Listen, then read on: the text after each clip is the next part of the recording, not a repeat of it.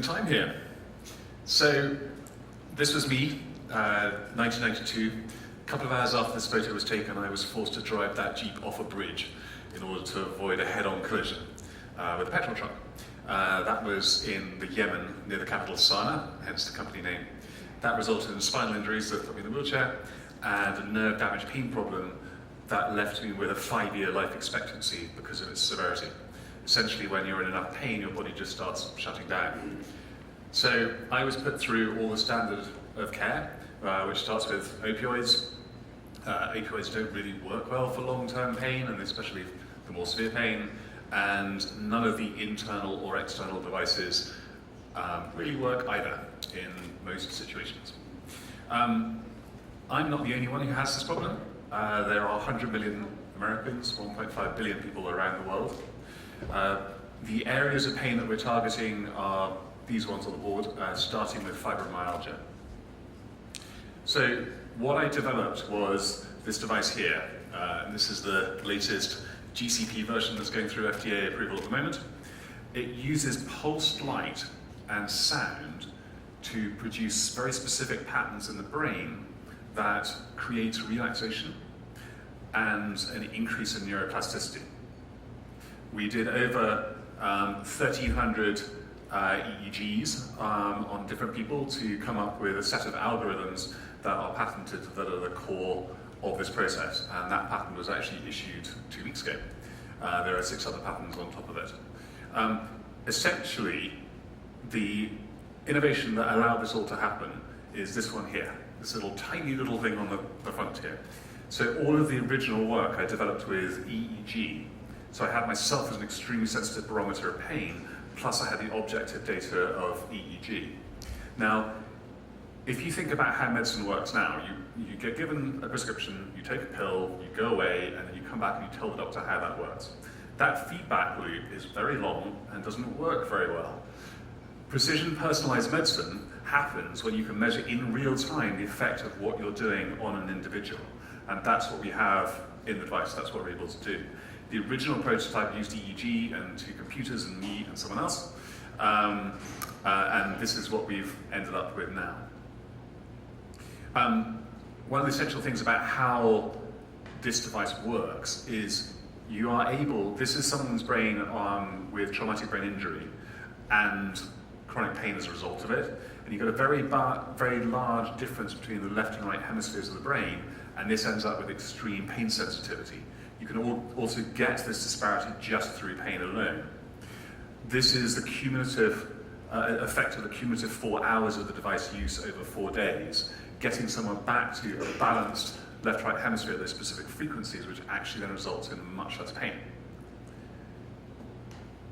We've collected a vast amount of anecdotal data over the years, and then we moved into proper clinical trials in 2018. So we started off with a 75-person study here in the Bay Area. It started with 15 people from Stanford Medical School and a professor, the East Bay Chronic Pain Group, and also Special Operations Command in Tampa. We had 28 Special Forces operators who had a mixture of concussion-related pain and sleep issues. We got some great results, doubling of relaxation against sham, tripling of pain reduction against sham, and a 5x improvement in heart rate variability, which is a measure of autonomic nervous system activity. This year, we moved on to a study with Dr. Lynn Webster, one of the top experts in the world on addiction and pain, and we showed that in addicts in full withdrawal, that we could get a 45% reduction in pain, in anxiety, at the very worst point of the withdrawal cycle, which is when most addicts give up. And we can solve that problem. And then finally, we've done a 20-person study in fibromyalgia. There is no current treatment for fibromyalgia. It's 10 million Americans, 80% of the women, almost no research money going into how to fix it. It is essentially you're left with a cocktail of drugs or nothing except painkillers, and most people opt for the nothing because the cocktail doesn't do enough. So we've got a total of 17 studies with various institutions lined up, but these are the next ones. So this is Mount Sinai. This is a neuropathic pain study looking at spinal cord injury pain, TBI pain, and also cognitive function within TBI and improving it. This is a PET scan study at Harvard and Mass Gen. This is a severe pain study, and then oncology in Anschutz. But we've also got studies lined up with the VA, with the NHRC, the Naval Health Research Center, Cleveland Clinic. Got a very long list of people. So this is our long-term aim. By 2030, there are 1.5 billion people on the planet who have various levels of chronic severe pain.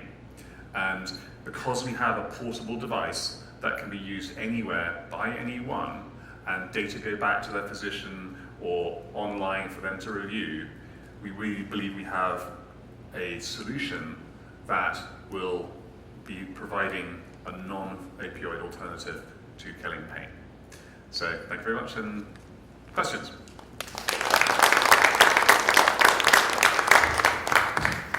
Extremely impactful. Yes, Ben.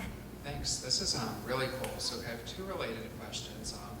First, who do you see as ultimately paying for this? Is this insurance companies as part of like a short-term medical treatment, or are you selling directly to the impacted patient or impacted consumer? And then secondly, how long do you see the use of this? Is this a type of device that you use for a week and then you're treated and you're better, or is it a device that you use for the rest of your life? So some good questions there. So in fibromyalgia, which is our first indication, because there is absolutely no current solution, we will be doing a mixture of through physicians and direct to consumer. When we go into more normal severe pain, because there are solutions and they're partial solutions, but they are there, that D2C model we don't believe works as well. So our first indication within severe pain will be post-operative pain, because within post-operative pain, hospitals have the largest incentive to reduce post-operative pain because it reduces length of stay, which hits their bottom line quickest. Then health insurers also have an incentive for you to take less opioids post-surgery, because that post-surgery opioid intake basically determines the level of chronification of pain and therefore your long-term health costs afterwards. So there are very aligned incentives between the hospitals and insurers to have people using devices immediately post-surgery. And then it goes to hospital pain clinics, and then it goes to pain clinics outside hospital. And that's all a reimbursement track. We've got a $3 million HEAL grant in process at the moment to do the large study on that one. Sorry, and you asked how long it's useful. Sorry. So within fibromyalgia, when people are at a 6 or 7 out of 10 on a VAS scale, visual analog scale of pain their own, reporting their pain, they're using about 4 times a day. By the time they're getting down to 2 or 3 out of 10 on a pain scale, they're using once or twice a day, and that so far is proving a maintenance dose. And the longest we've had so far on that is 2 years. There are some niches like me. The original device completely wiped out all of my nerve damage pain in a 3-month period, and I haven't had a minute's nerve damage pain since 1993. I end up being one of the people who's like a health and wellness user, so I end up using it every time I fly so I can sleep on a plane, or anytime I'm in an Uber on the way back from the airport and I get an extra hour's sleep. So there's a broad range. Wow, that's amazing. Any other questions? Great. Elliot? So for each claim to address each condition, Yep. each of those require separate approvals, and where are you in that regulatory approval process? So within the next 2 weeks, we are submitting de novo in both fibromyalgia and in opioid use disorder. Within the FDA, we fall within the neuro group, and they've told us that we need a de novo within the addiction space, which is the AUD one, and a de novo within the pain space, which is the fibromyalgia. And then every other indication within those 2 spaces becomes a sub-predicated 510K. The other major grouping of diseases that we are going after are what that group is calling the anxiety group, which includes anxiety, depression, that cluster. And that will require a third de novo. How many years does that take to get through the process? Sorry? How many years, or what's the time frame required to get approval? We're a non-significant risk device, and we're a class 2. We're a class 2 because of the vulnerability of the groups that we are seeking to serve. We've already had an 8-month process for a QSUB process for neuropathic pain, where we've answered all of their safety concerns, which is basically ticked that box. The process from now on the 2 de novos that we're filing in the next 2 weeks will be done by the end of November and will be on market in November. Great. Thank you so much, Richard. Thank you very much.